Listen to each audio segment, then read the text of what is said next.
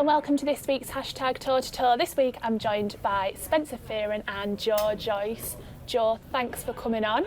Yeah, you must pleasure. be counting down the days now until May 5th, eh? Yeah, I think it's like 10 days or so, yeah. Yeah, not long. Are you excited? Yeah, very excited. Obviously it's going to be my first title, should I win, should I beat Lenroy Thomas, and yeah, I'm just ready and excited to box in the O2 because that'll be the first time I box there, so. Right, okay. It's with a Commonwealth title as well. Is Yeah. that a belt that you've always dreamed of getting? Yeah, it'd be great. Great start. Yeah. And how's David looking in camp at the moment, training alongside him? Yeah, he's looking ferocious at the minute. Yeah, he's looking really good. He's he's light on his feet and he looks strong and solid in sparring and stuff like that. So I think I think it should be he's in good form. And obviously I was with you guys filming the behind the ropes and new trainer Ishmael Salas. You've been working closely with him. Just tell us what that's been like as well. Yes, Ishmael Salas is he's a great coach for me, I think, and he really gets the best out of me and like improves my technique, and he's just a great guy to be around, and he's really a teacher. So I couldn't be in better hands.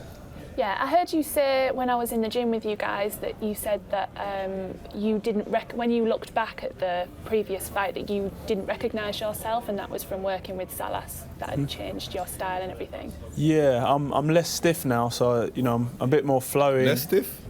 Well, I don't know. Was you stiff? Was you stiff? I don't know, but that's what people say. Yeah, I don't know. Seriously? Yeah. What's your opinion? My opinion. Sometimes I think you're the robot man now, but it's effective.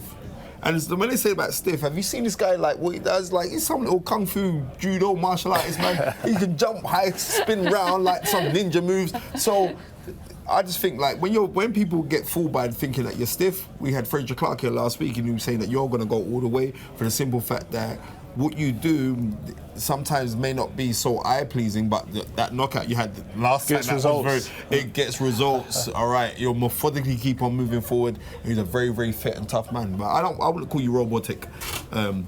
Sometimes thanks. a little bit stiff sometimes. But what I'm trying to say, some DW40 will fix you right up. And I think Ishmael Salas is the guy to do that. I think you should go in his corner on the night, Spencer. Well, let's get started anyway. We've got the first one is from Steve Parsons. After they both came through their latest fights, do you think Khan and Brook should fight each other next and end the waiting? Spencer, you can start us on that. And the waiting's been about 5 years now or something like that. So the waiting's been a hot minute. So I'm a little bit confused why this fight shouldn't just be happening now. But you saw when Amir Khan said, listen, I'm now chasing you. You know what I mean? Because I signed with your promoter, I'm chasing you. Now, I just hope that this is not hype talk and that this fight actually just happened, because it'll be a waste of such a brilliant fight. We saw the fanfare that came out. Fair play to Amir Khan. We were looking for a spectacular performance, and he did that. He did exactly that. Really, really good on the way he put his hands together, the hand speed. He looked so physical. He looked massive, right? But he got the job done. Kell Brook, seriously, Kell, I'm going to tell you this now, right? Just come round a couple of guys round the hood, and we'll teach you how to, like, put it on someone when you go in the ring. Because that was a perfect stage for Kell Brook to really stamp his authority to see what Amir Khan was going to do. And Amir Khan kind of old-manned him out of it by saying what he had to say, then just drop the mic and ran away. So, you know what I mean? I was going to say, who do you think won that battle that night after the fight? Well, a lot of people were saying that. Khan, a lot of people said that it was Kell Brook because it seemed like Amir Khan didn't want it. No, Amir Khan saying, I just thought this is my stage right now. Don't try and interrupt my stage. But you know what? I would love to see it. I mean, Eddie Hearn was just sitting in the background, just rubbing his hands together. I'd love to see that fight happen. It would be an excellent fight. What do you think, Joy? Is that a fight that you'd like to see happen? Yeah, why not? I mean, if it makes sense, then it'll be obviously entertaining. So let's get it on. Who wins that? Yeah, I was just about to ask him that. I'm gonna go with Kell Brook. What? Because you train in the GB squad up in Sheffield? Is that why?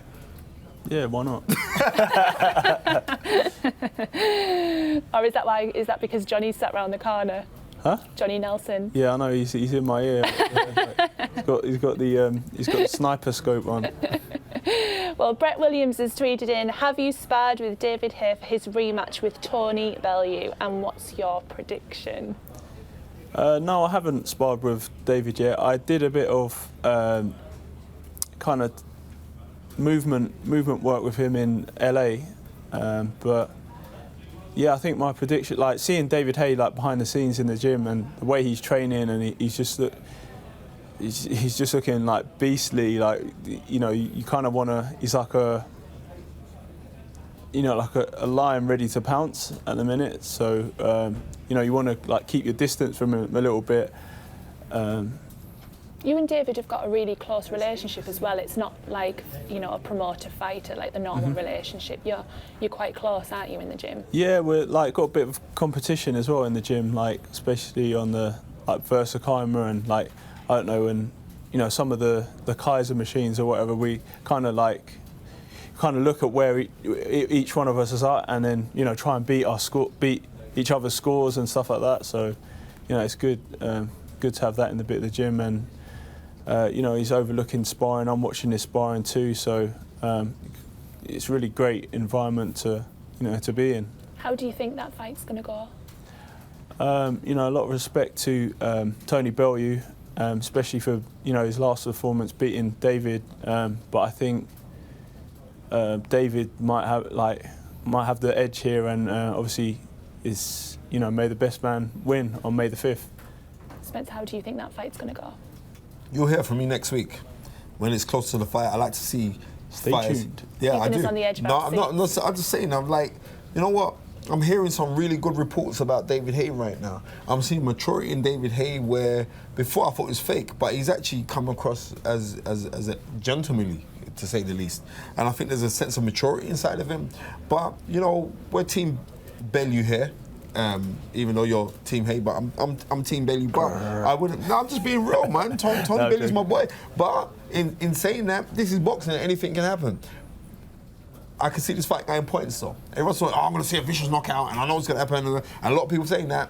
And I heard that David Haye now is eating hard food, and that's for people who don't know. Like, he's eating a lot of Jamaican food right now. Yeah, yam and banana and stuff like that. That's what I'm hearing from good sources. So maybe that can help him up. But I mean, I will lean towards Tony Bellew to win on points, but in the build-up, we're going to see. That's where I'm going. You're obviously going to go David Haye, but we shall see. But I hear that David Haye is looking fantastic in the gym right now.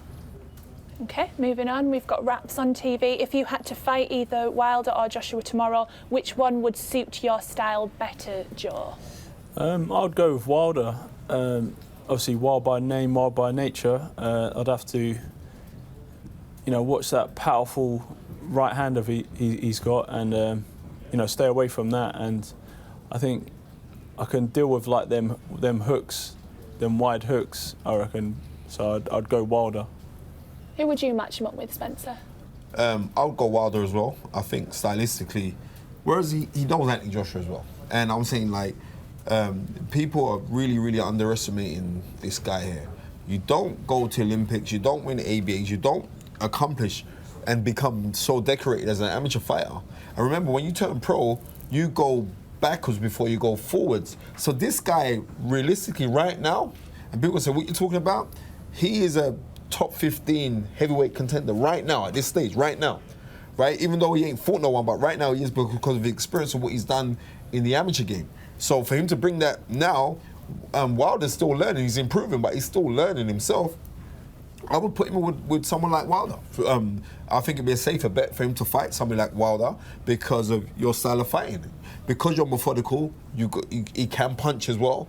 And like we've seen Wilder get outboxed certain times, but you got to be careful because Wilder has got an equalizer. That's not what he's got. Switch off for a split second, one of them bombs like. Yeah, I know.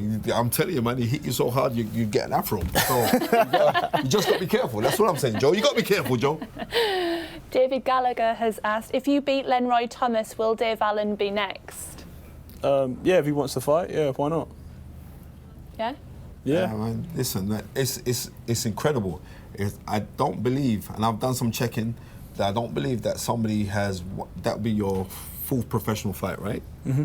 that nobody's won the Commonwealth heavyweight title so early doors. That's ridiculous that you're being so fast-tracked. But like I said, because of his extensive amateur experience, this is nothing. And Lenroy Thomas is a person that I believe that you'll beat.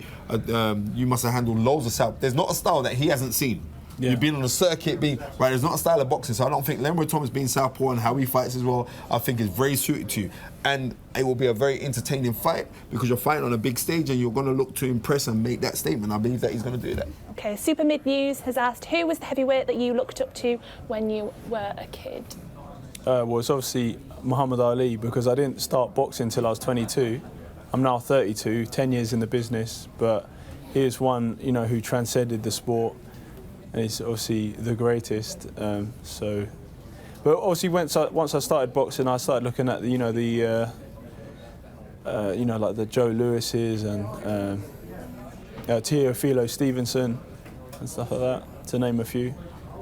Go on, Spencer. And obviously, really itching to get in on the... No, I Mike Tyson. Yeah, everybody would say that, Mike Tyson. Yeah. But heavyweight for me, growing up, had to be Muhammad Ali because Muhammad Ali transcended the sport to another level. Muhammad Ali initiated cultural pride in somebody who looked like me. I even wear bow ties because of Muhammad Ali. So I'm just trying to say, like, he was incredible. And not only that, but his political stance and how he was as a political figure at the time of the civil rights movement puts him head and shoulders above any heavyweight ever. But then if there was another heavyweight, then I would say Jack Johnson, who in 1908 became the first man of colour to win the world heavyweight title. And to me, that was fantastic because he broke all of the rules. But so those two for me, but Ali because he was loquacious and good looking and... Okay, Super Frankie Lampard has tweeted in, what is the best sparring you have ever had and how did that sparring improve you as a fighter? Sorry, what sparring? The sparring. What's the best sparring that you ever had? I heard that it was you had some war with Anthony Joshua. Is that true? Yeah. We had many wars. Okay. But interesting. Quite a tough one was when I sparred with Mike Perez. That was like the Cuban. The Cuban. Yeah, toe-to-toe sass. That was like one of them spars. I was like, I'm not really looking forward to sparring tomorrow. Do you enjoy sparring? Yeah, I love it. I love everything about boxing. The pads, the hitting the bags, sparring. It's all fun and games. Even more so in the ring when I'm in there and trading blows and obviously coming out victorious. How does sparring improve you, do you think? Well, it's you kind of work on timing and slipping shots, blocking shots, and also landing shots, and when to throw, when not to throw, and obviously timing, and like you can kind of work on stuff. You can kind of work on the stuff that you're doing on the pads, and it's like a live, it's a live person who's like throwing punches back. So it's all well and good like doing stuff on the pads and trying out things, but you need to like put it into practice. So. That's where sparring comes in. Okay, Spencer, we made a joke about you being in his corner earlier on, but what advice would you give Joe going forwards in his career? Man, right now, of what he's done, especially like what he's done in the Olympics, what advice could you give him? He's very, very complete right now. And all I would say to you is just continue doing what you're doing. Because he's got very, very good punch dexterity. He's got a good, how you put your punch selection together is very good. He's very accurate punch. You don't waste punches. I've noticed that in the Ian Lewison fight, and that was a very brave step for you to fight somebody who's an experienced guy straight on in your first fight, and you control that. You boss that. He's very good at judging range. So I'd say continue doing what you're doing. I like to see you throw a couple more jabs to the body, then hit, because sometimes you like to get a bit headhunty. But that's what I'd like to see. But that's the only thing in your repertoire that I reckon you could add. I've watched him quite a few times, and I really do rate him. Joshua Boatsi always speaks highly of Joe, and likewise, I speak highly of him. Yeah, and I can see why, because Joe's very special talent. Well, that's all we've got time for this week. My thanks to Joe and Spencer. Good luck on May 5th, Joe. Thanks. Hope you do well. Tune in next week for more #toe-to-toe or check out iTunes for the podcast. Sky Sports. Feel it all.